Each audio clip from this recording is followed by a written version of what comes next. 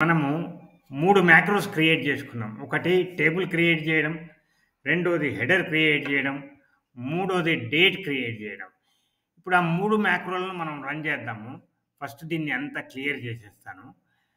Clear చేసినా కదా! ఇప్పుడు 3 మ్యాక్రోలను రన్ చేస్తా. ఆల్ట్ F7 లిస్ట్ వచ్చింది కదా! ఫస్ట్ క్రియేట్ టేబుల్ రన్ వచ్చిందా టేబులు?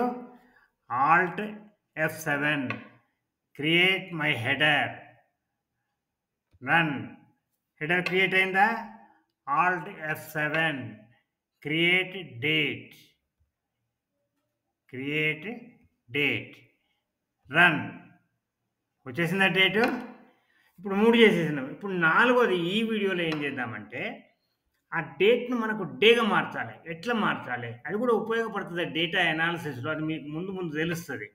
దానికోసం నేను ఈ రికార్డ్ మ్యాక్రో బటన్‌ను క్లిక్ చేస్తా. చాలా ఈజీ యాక్చువల్‌గా. దీని పేరేంటిది? Convert day. కన్వర్ట్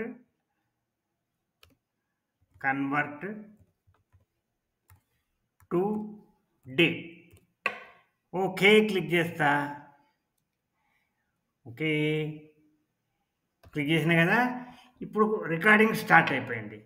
ఈ సెల్‌లోకి వెళ్ళి ఒక ఫార్ములా ఎంటర్ చేస్తా. ఏం ఫార్ములా అది? Is equal to text. దేని టెక్స్ట్ కావాలి? ఈ డేట్ టెక్స్ట్ కావాలి. Comma, inverted commas open, D 4 సార్లు ఎంటర్ చేసి ఇన్వర్టెడ్ కామాస్ క్లోజ్ చేసి బ్రాకెట్ క్లోజ్ చేస్తే మనకు అది థర్స్‌డే అని వచ్చేసింది. చూసారా? ఎక్సెల్ టేబుల్ కాబట్టి ఫార్ములా పైన కింద అంత కాపీ అయిపోతది. మీరు కొత్తది డేట్ ఎంటర్ చేయంగానే ఆ డేట్ నాడు ఏం డే ఉన్నది అనేది ఆటోమేటిక్‌గా వచ్చేస్తది. ఇది మనకు డేటా అనాలిసిస్‌లో చాలా ఉపయోగపడుతది.